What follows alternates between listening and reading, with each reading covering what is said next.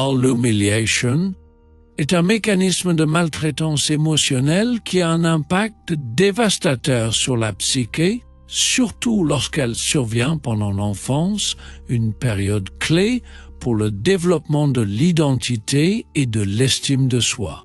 Lorsqu'un enfant subit des humiliations répétées, en particulier dans un environnement aussi crucial que le foyer, la perception de soi en est affectée et cette distorsion peut persister jusqu'à l'âge adulte. Et le problème le plus complexe survient lorsque ce type de maltraitance fait partie de ce qui est considéré comme normal au sein de la dynamique familiale.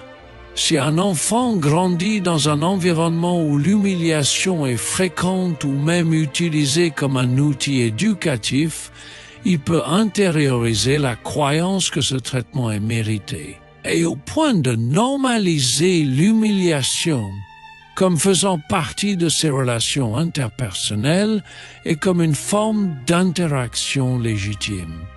Ce cycle ne fait que renforcer la honte et peut également entraîner des sentiments profonds de culpabilité, empêchant la personne de reconnaître qu'elle a été maltraitée ou que ses réactions émotionnelles sont valides.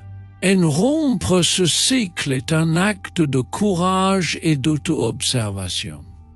Cela implique de revisiter ces moments douloureux et de comprendre l'ampleur des émotions qui ont marqué la vie de la personne.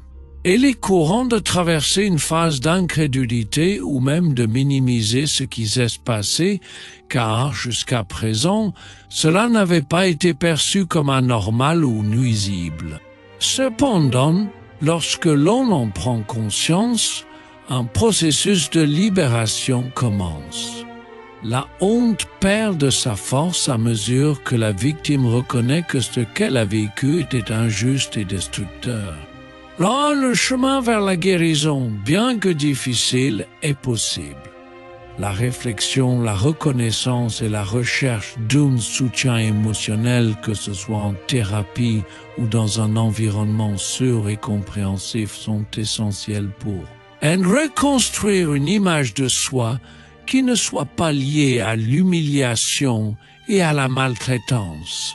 Et il est fondamental de se rappeler que personne ne mérite d'être humilié, et la guérison commence lorsque l'on s'accorde la permission de voir la vérité de sa propre expérience, aussi douloureuse soit-elle, et commence à remettre en question ce qui semblait auparavant normal.